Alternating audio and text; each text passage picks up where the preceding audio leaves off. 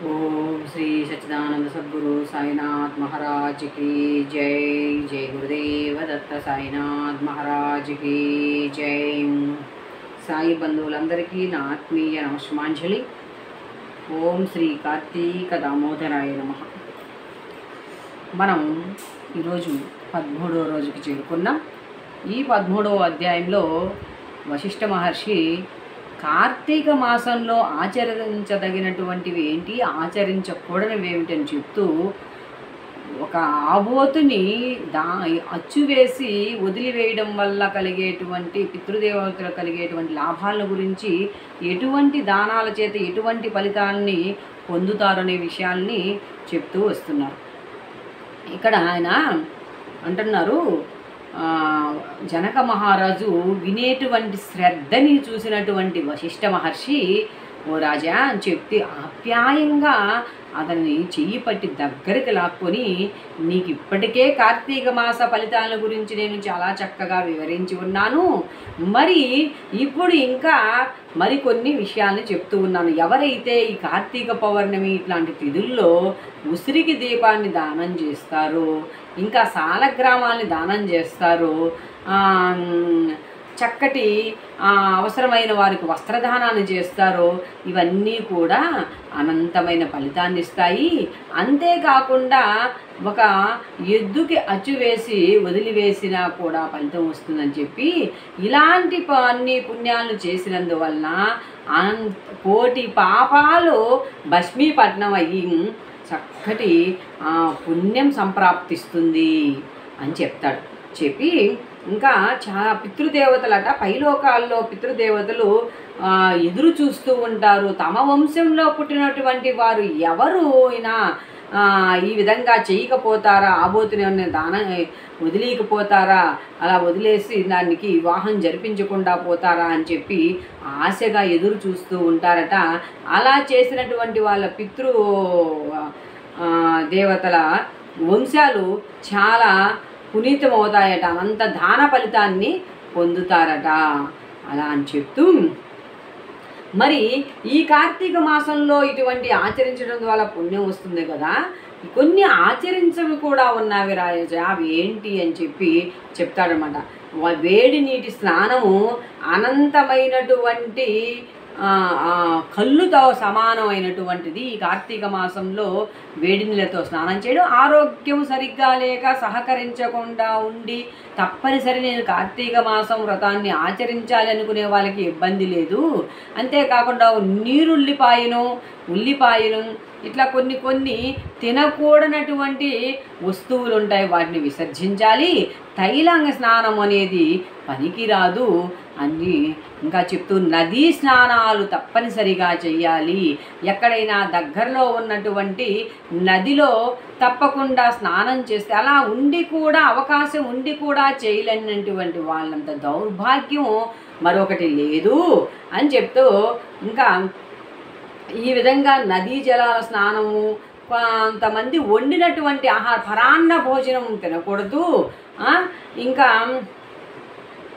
శ్రాద్ధక్రియల్లో పెట్టేటువంటి భోజనాన్ని తినకూడదు, వీలైనంత వరకు ఏకభుక్తుడై ఉండాలి, సాయం పూట భుజించకుండా ఉంటే బాగుంటుంది, ఇలా అన్నీ చెప్తూ వస్తున్నాడనమాట। చెప్పి నదీ స్నానంలో చేయలేకపోయి కనీసం ఖచ్చితంగా స్నానం చేసి చక్కగా దీపారాధన చేసుకుంటూ ఉండడం వల్ల అనంతమైన ఫలితాన్ని వస్తుంది। మరి నదీ జలాల్లో ఉన్నటువంటి స్నానాల్ని ఆచరించుతూ ఉండాలి అంటే ఆయన అంటున్నాడు, ఈ శ్లోకాన్ని చెప్పుకొని, అసలు కార్తీక మాసంలోనట తైలం పూసుకొని స్నానం చేయకూడదు, కార్తీక మాసంలో అని చెప్పాం కదా, ఒకవేళ అనారోగ్యంగా ఉంటే వాళ్ళకి ఇచ్చింది। ఇంకా గంగా, గోదావరి, కావేరి ఇట్లాంటివన్నిట్లో కూడా స్నానం ఆచరించేదానికి ఇదిగా ఉండాలని చెప్తూ, ఏ నదైనా చాలా పాపాలు, నదీ స్నానం వల్ల కార్తీకలో చాలా పాపాలు నశింపబడతాయట। మంత్రాన్ని చెప్తున్నాడు, గంగే చ యమునే చైవ గోదావరి సరస్వతి నర్మదా సింధు కావేరి జలేష్మిన్ సన్నిధం కురు ఆ నదీ జలాల్లోకి వెళ్ళి అలా చేయాలి.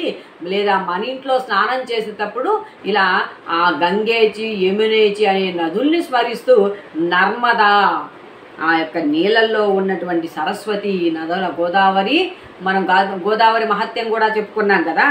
గంగేచి యమునేచి సరస్వతి, గోదావరి సరస్వతి నర్మదా సింధు కావేరి జలేస్మిన్ సన్నిధిం కురు. ఆ నీళ్ళల్లో ఉన్నటువంటి ఆ యొక్క సూక్ష్మశక్తి అంతా మన నీళ్ళలోకి వచ్చి మన శరీరంపై పడి మనకి ఆరోగ్యాన్ని ప్రసాదిస్తుందన్నట్టుగా భావిస్తూ ఆ మంత్రాన్ని స్మరించుకుంటూ స్నానం చేయమన్నాడు. ఇంకా అవన్నీ పఠించుతూ స్నానం చేయాలి. కార్తీక మాస వ్రతం చేయవారు పొగులు పురాణ పఠనం చేస్తూ ఉండాలి, శ్రవణాన్నైనా చేస్తూ ఉండాలి. ఖచ్చితంగా హరికథా కాలక్షేపంతో కాలం గడపాలి. పరనింద చేయకుండా ఉండాలి, అసందర్భ ప్రేలాపన చేయకుండా ఉండాలి. ఇవన్నీ కూడా సత్య పరిపాలనే కదా. మనం భోజన పదార్థం ఒకటే కాదు, దీపం పెట్టే విషయంలో కాదు, మన ప్రవర్తనలో కూడా చక్కటి విధానాలు ఉండాలన్నమాట. అప్పుడే అది వస్తుంది అని చెప్తూ పూజా మందిరం ఉన్న శివుడినట కల్పోక్తంగా ఈ క్రింది విధంగా పూజించాలి అని చెప్తున్నాడు.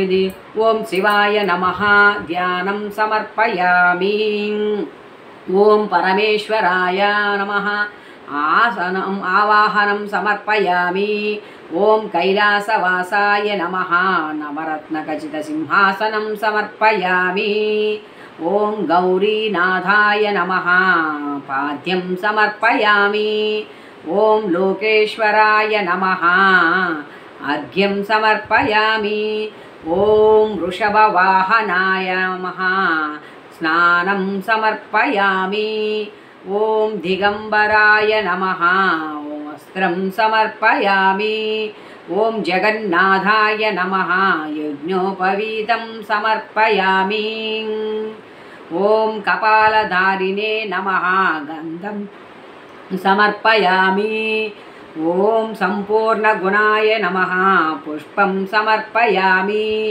ఓం మహేశ్వరాయ నమః అచ్యుతాన్ సమర్పయామి, ఓం పార్వతీనాథాయ నమః ధూపం సమర్పయామి, ఓం తేజోరూపాయ నమః దీపం సమర్పయామి, ఓం లోకరక్షకాయ నమః నైవేద్యం సమర్పయామి, ఓం త్రిలోచనాయ నమః కర్పూరనీరాజనం సమర్పయామి, ఓం భవాయ నమః, ఓం శంకరాయ నమః సువర్ణమంత్రపుష్పం సమర్పయామి, ఓం భవాయ నమః ప్రదక్షిణా నమస్కారం సమర్పయామి.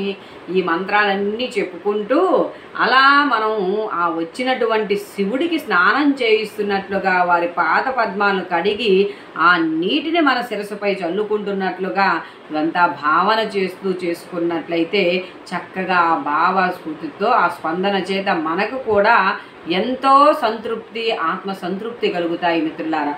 అలాగే చెప్తున్నాడు, ఈ ప్రకారంగా కార్తీక మాసం అంతా పూజించాలి, శివ సన్నిధానంలో దీపారాధన చేయాలి.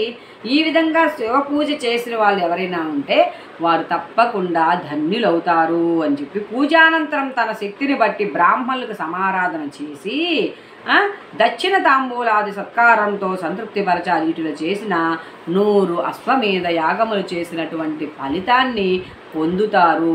యాగములు చేసిన ఫలం కలుగును. ఈ కార్తీక మాసం నెల రోజులు కూడా బ్రాహ్మణ సమారాధన, శివకేశవుల సన్నిధిని నిత్య దీపారాధన చెయ్యాలి. మరియు చాలా ప్రాముఖ్యంగా ఉసిరి, తులసి, రాగి ఇట్లాంటి వృక్షాల దగ్గర ఔదంబర వృక్షమని, కానీ ఎక్కువగా తులసి, ఉసిరి వీటి